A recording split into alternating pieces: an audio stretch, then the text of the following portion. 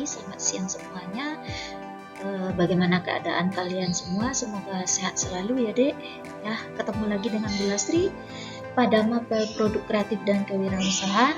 Sekarang kita membahas tentang izin usaha dari Departemen Kesehatan untuk IRTP, ya, Industri Rumah Tangga Pangan. Oke, kita lanjutkan materinya.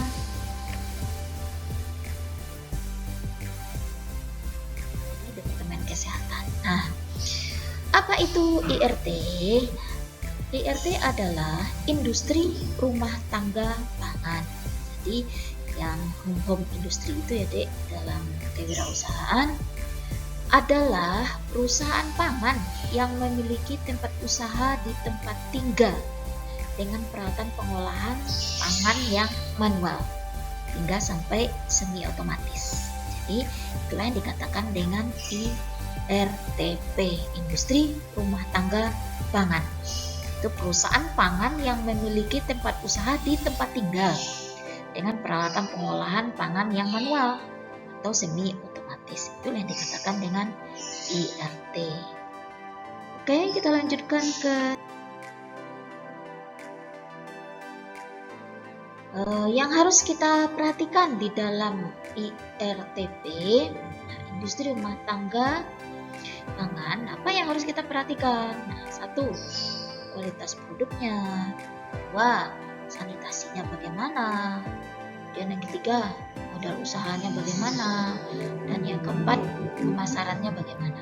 Nah, kalau kita lihat satu-satu, kualitas produknya bagaimana, yaitu pemilihan dan penanganan bahan baku dan bahan kemasan yang tepat.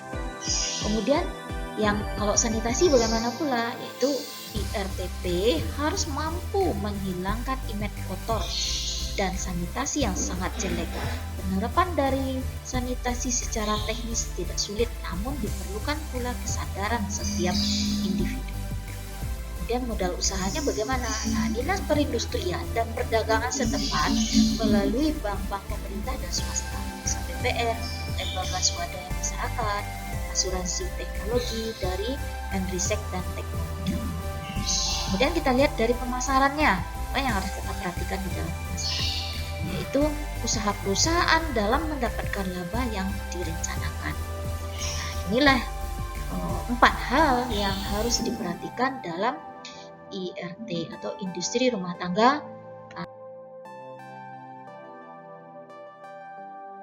Nah, tanggung jawab IRT termuat dalam pasal 41 ayat 1 Undang-Undang Nomor 7 Tahun 1996, yaitu tentang pangan. Nah, isinya apa?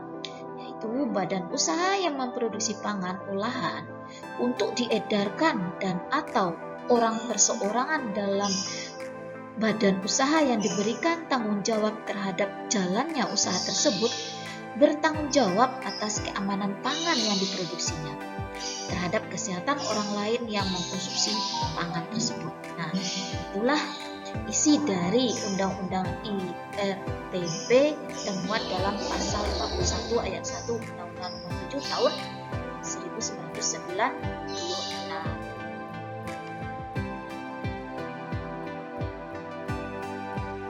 Syarat pengurusan perizinan ya IRTP atau PIRTP pangan industri rumah tangga, kadang-kadang dibalik begitu ya dek, kadang-kadang tidak dibalik ya, IRTP kadang-kadang P-nya di depan, PIRTP sama aja, itu pangan industri rumah tangga. Nah, kalau IRTP yaitu industri rumah tangga pangan. Nah, seperti itu, jadi sama aja. Nah, persyaratan pengurusan perizinannya bagaimana? Pertama yaitu fotokopi KTP yang memiliki usaha rumahan tadi.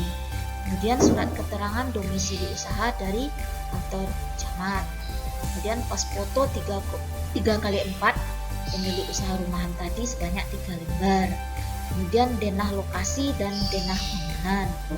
Kemudian mengikuti penyuluhan keamanan pangan untuk mendapatkan SPP IRT.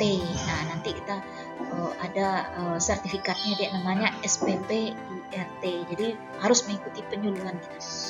kemudian surat keterangan puskesmas atau dokter untuk memeriksa kesehatan dan sanitasi.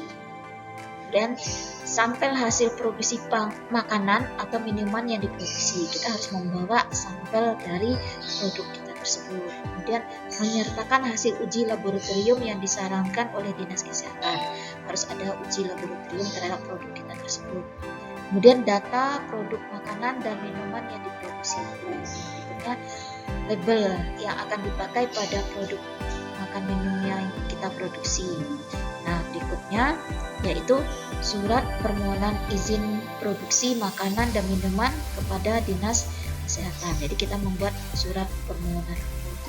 Nah, itulah persyaratan pengurusan perizinan PIRT atau ya IRTP. Ya deh ya, ini ada berapa syarat, semuanya itu ada 11 ya. Ada 16 syarat ya deh ya. Bentar. Ada 11 syarat semua. Oke, ada 11 syaratnya untuk mengurus perizinan untuk mendapatkan ya IRTP atau PIRT. Oke.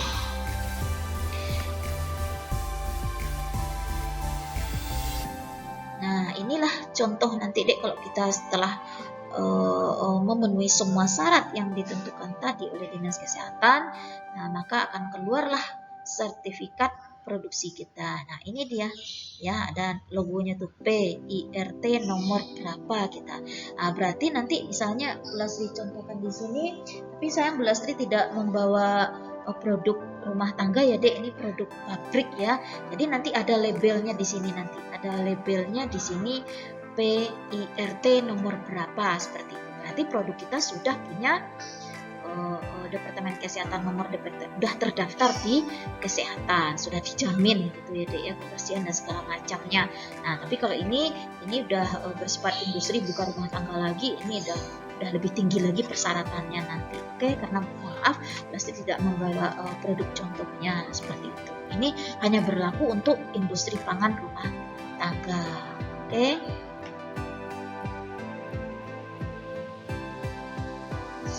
Nah, tadi udah disebutkan SPP IRT. Nah, apa itu yang dikatakan dengan SPP IRT? Nah, SPP IRT adalah sertifikat produksi. Jadi kita mendapatkan nanti sertifikat produksi pangan industri rumah tangga. Nah, setelah kita ajukan persyaratannya yang 11 tadi, kemudian kita lengkapi semuanya, kemudian kita ajukan, kemudian kita menunggu nanti beberapa lamanya akan keluar, nanti kita mendapatkan SPP IRT dan berhak kita mencantumkan di dalam produk kita tadi. Jadi di dalam produk kita berhak kita mencantumkan bahwa produk kita sudah dijamin kesehatannya oleh Departemen Kesehatan, seperti itu. Jadi apa itu SPP IRT tadi? Yaitu merupakan jaminan yang diberikan oleh bupati atau wali kota terhadap suatu produksi pangan. Nah, itulah. Itu merupakan sertifikat produksi pangan industri rumah tangga.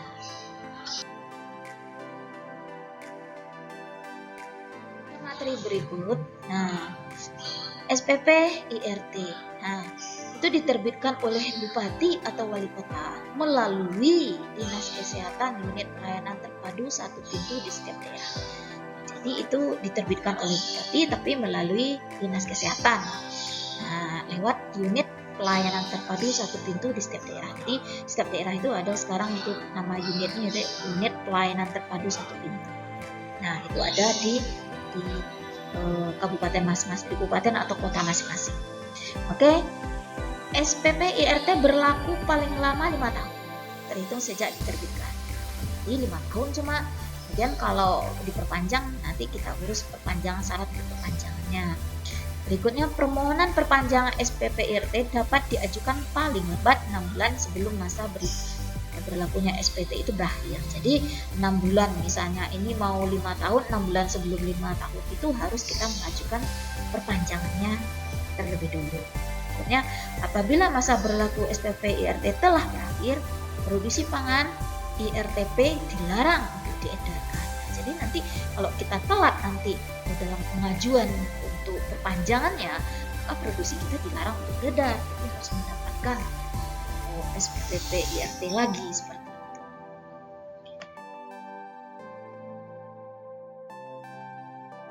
berikutnya. Nah, sekarang apa sih landasan hukum dari SPP PIRT tersebut? Nah, landasan hukumnya yaitu keputusan Kepala Badan POM ya, nomor HK 00055160 tentang tata cara penyelenggaraan PIRT, di mana pihak penyelenggara adalah pemerintah atau Dinas Kesehatan Kabupaten dan Kota, seperti itu. Jadi nanti kita mengurusnya harus, kalau kita berada di Sleman, kita pergi ke kantor Bupati Sleman lewat Dinas Kesehatannya. Nah, seperti itu. Oke, Dek. Nah, udah tahu landasan hukumnya ya. Berikutnya kita materi jenis pangan produksi IRTP yang diizinkan untuk memperoleh SPP IRT.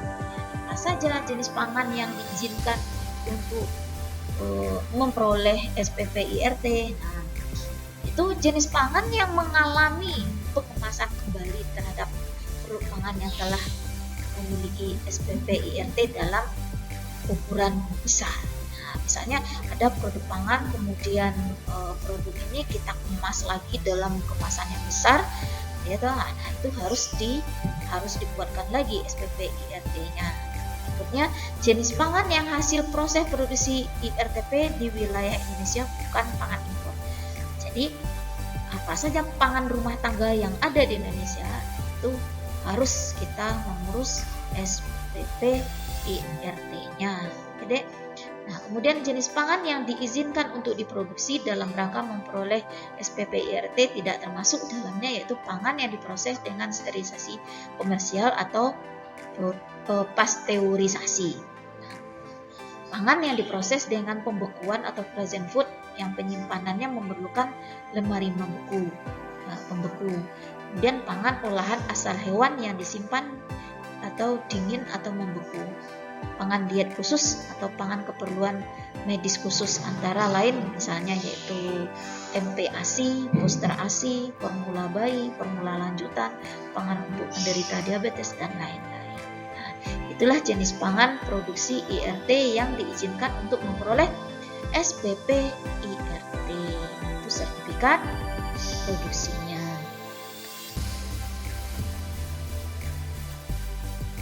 Selanjutnya kita masuk ke tata cara pemberian SPP IRT. Jadi bagaimana tata cara dalam pemberian SPP IRT? Permohonan diterima oleh Bupati. Jadi kita masukkan permohonan yang ada 11 tadi ya, kita masukkan ke kantor Bupati atau kantor Wali Kota tempat kita tinggal. Kemudian melalui unit pelayanan terpadu. Jadi di kantor Bupati dan Wali Kota itu ada unit pelayanan terpadu satu pintu. Jadi Dinas Kesehatan dan evaluasi kelengkapan secara administratif seperti itu ya Dek ya, kita ajukan. Kemudian formulir permohonan yang harus kita nanti isi, yaitu formulir permohonannya yaitu nama jelas pangan kita apa, nama produk kita, kemudian nama dagang kita apa pula, kita dagang di bagian apa gitu, seperti itu ya.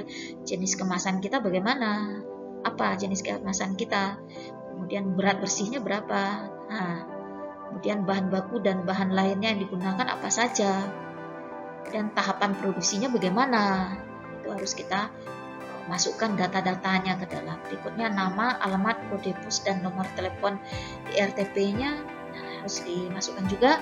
Kemudian siapa pemiliknya atau nama pemiliknya, nama penanggung jawabnya siapa saja, informasi tentang masa simpan atau istilahnya yaitu kadaluarsanya berapa lamanya harus kita masukkan. Kemudian informasi tentang kode produksinya bagaimana, itu di dalam formulir itu harus kita yang 11 ini harus kita masukkan datanya.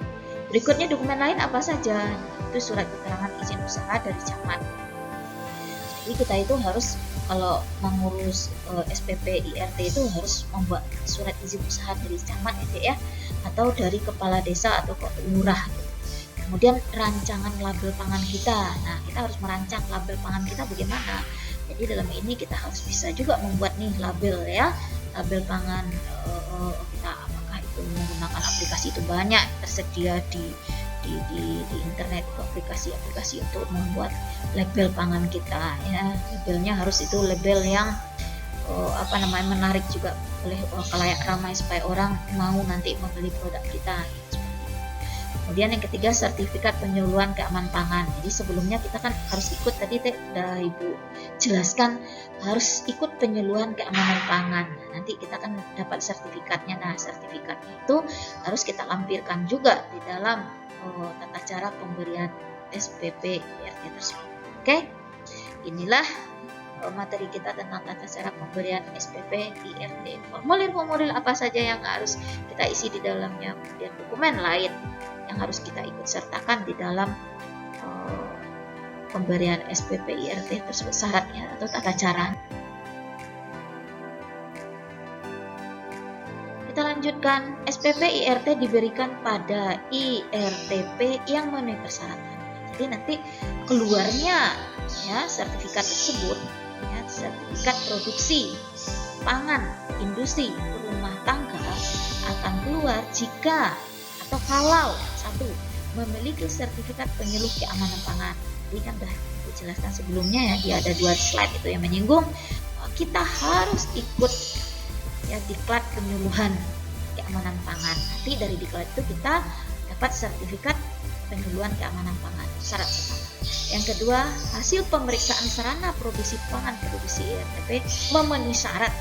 Nanti kita akan dilihat pemeriksaan sarana produksi kita oleh Dinas Kesehatan nanti memenuhi syarat yang kedua.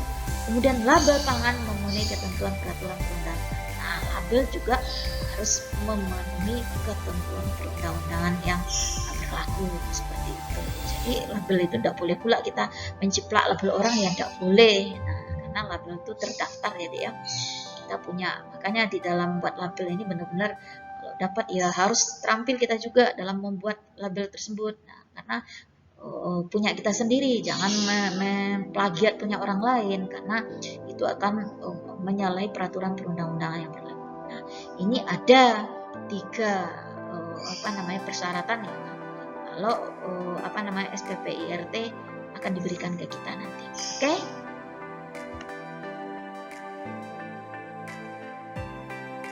Nah, kalau misalnya SPP IRT kita sudah habis jangkanya atau misalnya ada perubahan kepemilikan dari SPP IRT kita, misalnya pemiliknya ganti nama atau dari nama bapaknya karena bapaknya sudah meninggal masuk ke anaknya, nanti ada perubahan pemilik. Nah, bagaimana pula alurnya? Oke.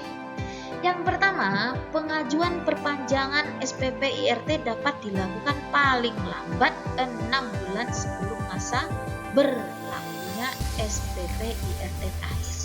Nah, ini 6 bulan ya Dek ya. Jadi sebelum berakhirnya masa SPP IRT, 6 bulan sebelumnya harus kita mengajukan perpanjangan. Ikut yang nomor 2, perubahan pemilih atau penanggung jawab ya IRTP harus dilaporkan kepada bupati atau wali kota melalui unit pelayanan terpadu 1. Jadi kita harus melapor. Kemudian yang ketiga, proses perpanjangan dan perubahan pemilik ya sama seperti proses permohonan SPP IRT. Jadi kalau mau perpanjangan atau mau perubahan nama, nah prosesnya sama seperti membuat SPP IRT semula. Oke. Kemudian yang keempat, pemilih atau penanggung jawab IRTP yang sudah memiliki sertifikat penyuluhan keamanan pangan tidak diwajibkan mengikuti kembali penyuluhan keamanan pangan. Berarti kalau kita dulu pernah mengikuti penyuluhan tentang keamanan pangan, nah dalam perpanjangan kita nanti tidak perlu lagi mengikuti penyuluhan tentang keamanan pangan. Oke. Jadi ada 4 ketentuan dalam perpanjangan dan perubahan pemilik SPP IRT. Oke, gimana Dek? Bisa dipahami? Kita lanjutkan ke nah, ya. Kalau sudah selesai nanti SPP IRT-nya, bagaimana penyerahannya? Nah, penyerahannya bisa lewat bupati atau wali kota melalui unit pelayanan terpadu 1 pintu, menyerahkan SPP IRT-nya kepada pemilih atau penanggung jawab IRT yang telah memenuhi persyaratan. Telah misalkan bisa diserahkan oleh bupati atau wali kota melalui unit pelayanan terpadu satu pintu, atau dinas kesehatan kota ya atau kabupaten kota mengirim rekomendasi SPP IRT ke unit pelayanan terpadu satu pintu. Nah, seperti itu deh penyerahan SPP IRT-nya nanti.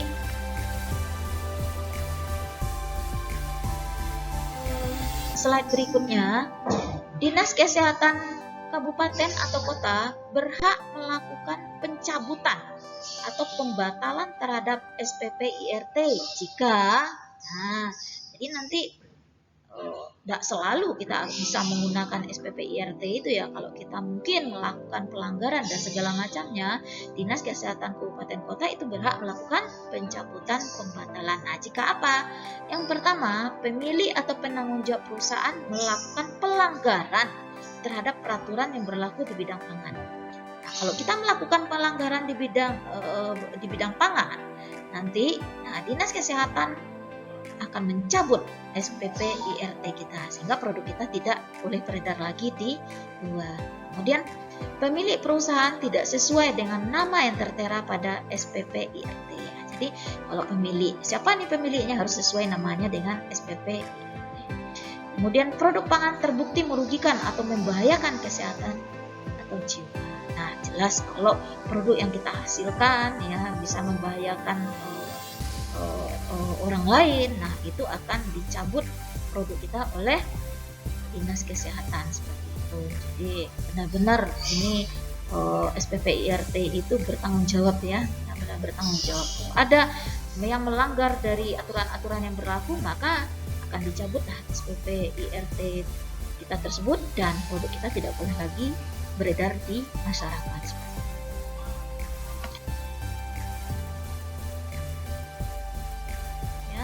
Yaitu jika perusahaan hendak melakukan perubahan atau penambahan jenis pangan, ada beberapa hal yang harus dilakukan. Misalnya semula sewaktu SPP IRT kita ada, produk kita hanya 1 atau 2. Kemudian karena berkembang usaha kita menambah produk kita dengan jenis yang lebih macam lagi. Nah, kalau kayak gitu bagaimana pula aturannya ini? Nah, seperti itu. Jadi misalnya kita dulu ada 1 produk, kemudian ada 2 produk, karena usaha kita berkembang, sekarang kita muncul 5 produk kita, ya toh. Nah, kita bagaimana langkah kita selanjutnya untuk SPP IRT-nya? Penambahan SPP IRT dilakukan oleh Dinas Kesehatan Kabupaten Kota berdasarkan 1. Permohonan penambahan jenis produk pangan yang dihasilkan oleh IRT yang telah mengikuti penyuluhan. Kemudian hasil pemeriksaan sarana produksi IRT oleh Dinas Kesehatan Kabupaten Kota minimal cukup. Nah, perubahan pemilikan SPT IRT dan penanggung jawab perusahaan harus dilaporkan pada Dinas Kesehatan Kabupaten Kota. Nah, seperti itu deh. Jadi harus memang terpantau semuanya oleh Dinas Kesehatan Kabupaten atau Oke, sudah habis ya dek materi kita di dalam materi ini sudah habis. Lestri cukupkan dulu. Ingat, jaga kesehatan, tetap semangat dalam belajar. Oke, sehat selalu, semangat dalam belajar. Wassalamualaikum warahmatullahi wabarakatuh. Mohon maaf atas segala kekurangan Lestri. Semoga sehat selalu. Ibu ulangi lagi. Assalamualaikum warahmatullahi wabarakatuh.